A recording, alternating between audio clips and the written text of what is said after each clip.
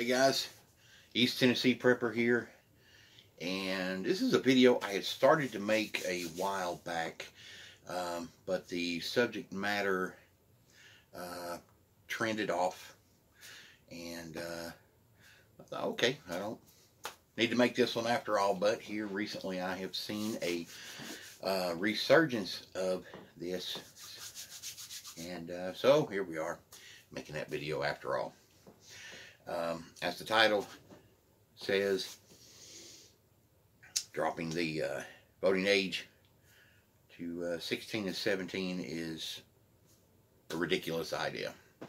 Now, we can go all kinds of directions on this, on why it is, or this, that, and the other, but guys, we really just need to focus on one thing, and that's maturity, or the lack of maturity. Now, don't get me wrong, even when I was 16 and 17, I met and were friends with some at that age group that were exceptionally mature and are ready to enter adulthood. Now, the majority, however, are not. And let's expand on that just for a moment. The year was 1988. And my high school had this grand idea. Vice President Dan Quayle was coming to a local college, ETSU.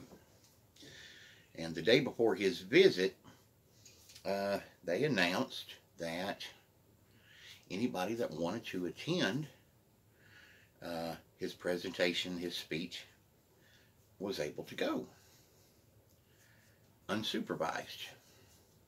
No teachers, no coaches, no parents, just an honor system. Now, with what time his speaking engagement was to end, it was going to allow time for us to return for the last class of the day. Now, mind you, we didn't have to report to school. We just had to report for the last class. What happened after that was probably the largest road trip party across this county that this county had, in fact, probably ever saw. There was at least 50 to 55 of us students that gathered together. We had a central hub where we all got together, and we spent the previous day preparing for this. And let's just say there was a lot of alcohol involved. 16, 17-year-olds, inexperienced drivers, Mad Dog 2020, Seagram 7, Jack Daniels, Jim Beam, Wild Turkey. To this day, I still don't know who brought the moonshine, but yet there it was. We are in Upper East Tennessee, and Roan Mountain has always been a hotbed of where moonshine comes from in this area. Now, obviously, I don't need to go through the whole thing where everybody got blistered, but we were all over the county. Blistered, unblistered, driving the roads, hitting new subdivisions that nobody lived in yet, that construction had barely started on, various houses we went to, and it was just one big traveling drinking party.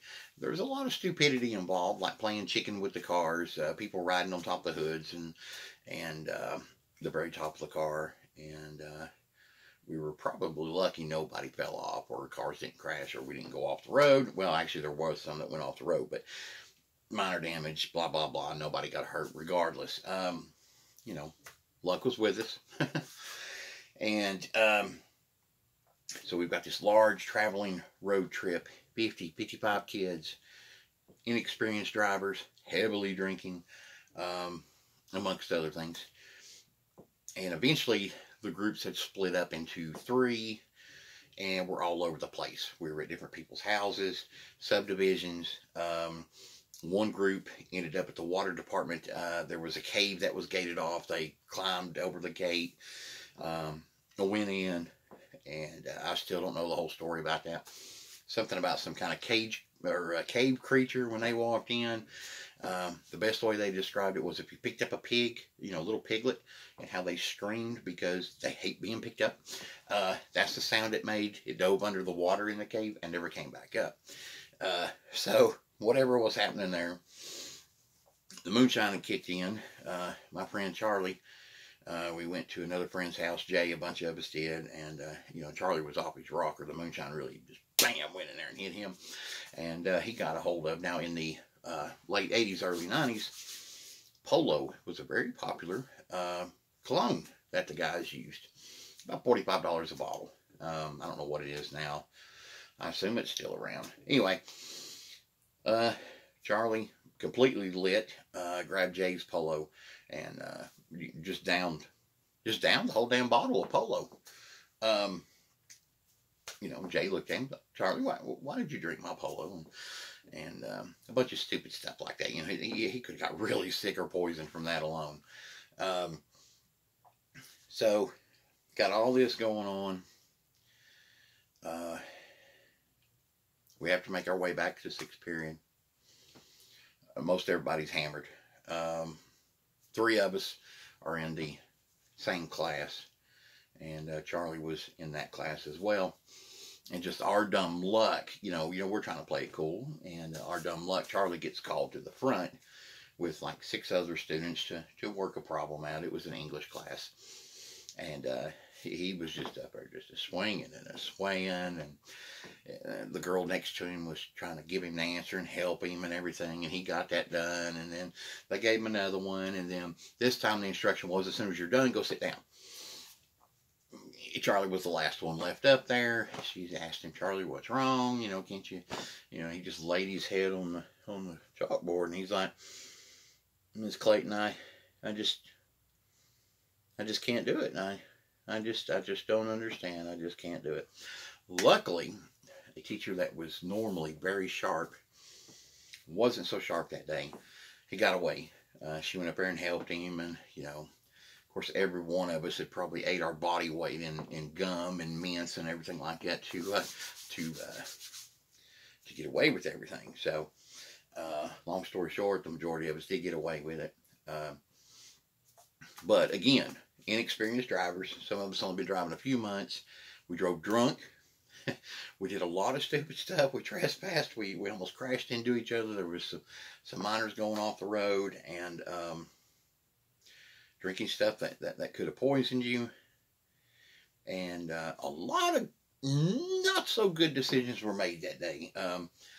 There was quite a bit that I probably left out, which I wasn't really going to go into the whole thing anyway. But, you know, another time, me and Charlie, the dynamic duo,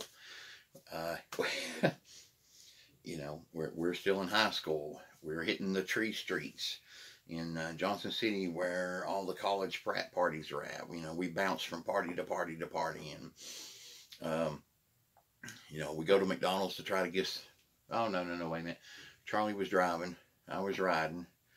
I was blistered. I asked him how he was. He said he was drunk, and I didn't want to ride with him because he was drunk. So I opened the door and rolled out while the car was moving. You know, we go to McDonald's. You know, after he pulls back over, he goes to McDonald's. We go to the drive-thru. Nobody's answering at the drive-thru, and we can't figure out why nobody will take our order until we realize we're not in a car. So we're standing at the drive-in trying to do that. Walking all over the place. Charlie urinates in a post office box. All kinds of stupid stuff like that. Lack of maturity. Lack of temporary intelligence, so to speak. You know, that's what alcohol and different things like that can do. And of course, you know, there's a million stories like that across the country, and a million stories that didn't end well. Oh yeah, I forgot about that. The next morning, 7 o'clock, we're still hungover, still partially drunk. We're driving home. The car dies on the railroad tracks. There's a train coming. We barely get the car started and off the tracks before the train comes through. Again, lucky to be alive. Stupid stuff. That's just a perfect example of why a 16 and 17-year-old should not vote. Now, plus the fact that, when it comes down to it, they really don't care.